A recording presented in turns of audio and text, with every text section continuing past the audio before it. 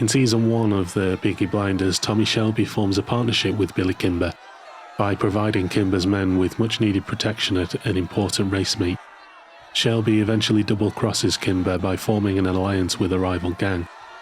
Seeking revenge, Kimber ambushes Shelby and attempts his murder. Though badly wounded, Shelby confronts Kimber and shoots him dead. This is a fiction.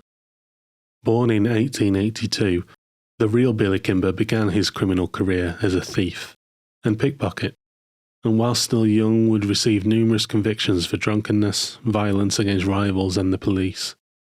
In 1913, although not charged, he was likely the guilty party in a bar fight wherein the victim was rushed to hospital with knife wounds to the face and neck. During the war, he received 6 months for desertion. But as a fighter and a natural leader, it was Billy Kimber, not Tommy Shelby, who rose to become the dominant criminal force in Birmingham in the post-war period, and, in turn, was to gain control of racecourse gambling across the north of England. Born in London in 1888, Darby Sabini seems to have steered clear of trouble for the majority of his childhood.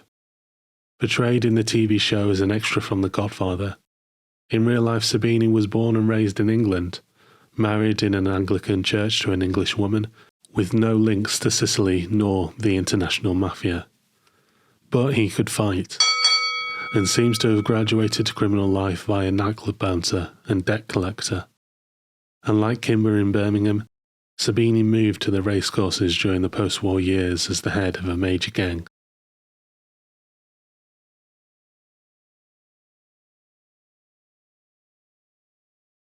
The vast sums of money available for extortion at horse race events during the 1920s had made it almost inevitable that rival gangs would wrestle for territorial control.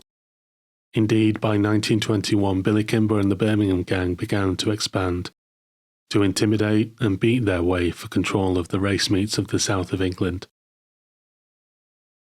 In one such confrontation in March, a member of the Birmingham gang brutally assaulted a Jewish bookmaker so badly that he was to die from his injuries, and in a separate incident, beat another Jewish bookmaker with a heavy set of binoculars and stamped on his face, causing him to lose several teeth. That man was Alfie Solomon. The real-life Alfie Solomon, called Alfie Solomons in the TV show Peaky Blinders, was, like Tommy Shelby, a medal-winning veteran of the First World War. But whilst bearing little resemblance to the character portrayed by the actor Tom Hardy, he was nevertheless a man involved for most of his adult life with gambling, horse racing and violence.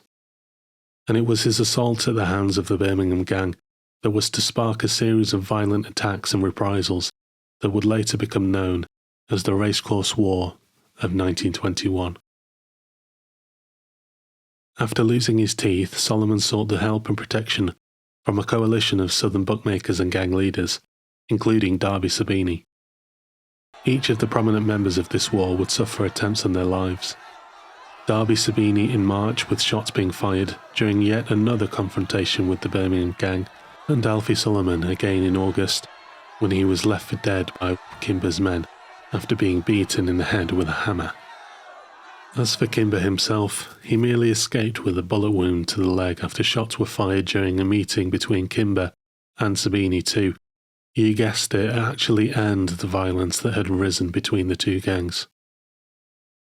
In the end, a crackdown by law enforcement and lengthy prison sentencing of gang members cooled the violence between the northern and southern gangs, and Kimber had also been outwitted.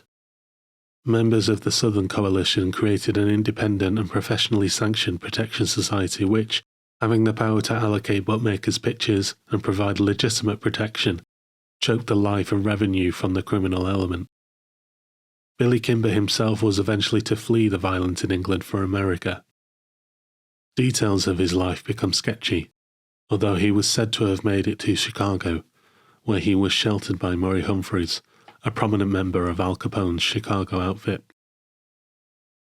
Making it back to Britain by the mid-1930s, he remained a bookmaker, and ironically also a member of the legitimate racecourse protection agencies of the southwest of England. He died in 1945. In 1924, Alfie Solomon stabbed a man in the head during a bar fight.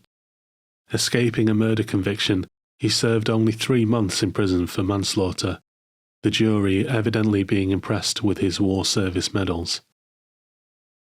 Solomon eventually made his way to the south coast and set up as a bookmaker in the seaside town of Brighton. He remained a man surrounded by violence, his men slashing the faces of his rivals and himself being badly beaten in turn for control of local gambling territory. In fact, he and Sabini, now also a bookmaker in Brighton, would later provide the inspiration for Graham Greene's 1938 violent thriller, Brighton Rock. Alfie Solomon died in 1947.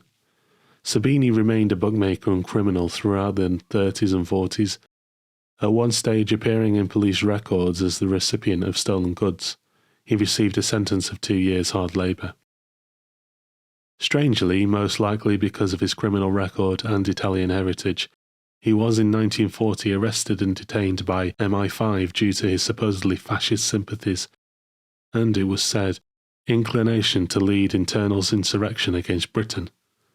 He was released from internment in 1941 and later died in 1950, aged 62.